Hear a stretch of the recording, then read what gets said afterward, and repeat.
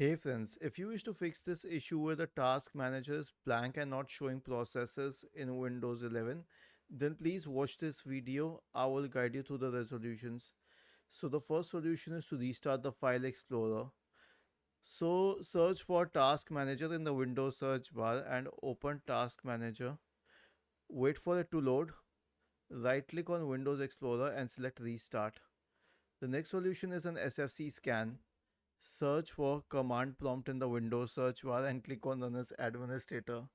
Type the command sfc /scan now and hit enter to invoke the sfc scan.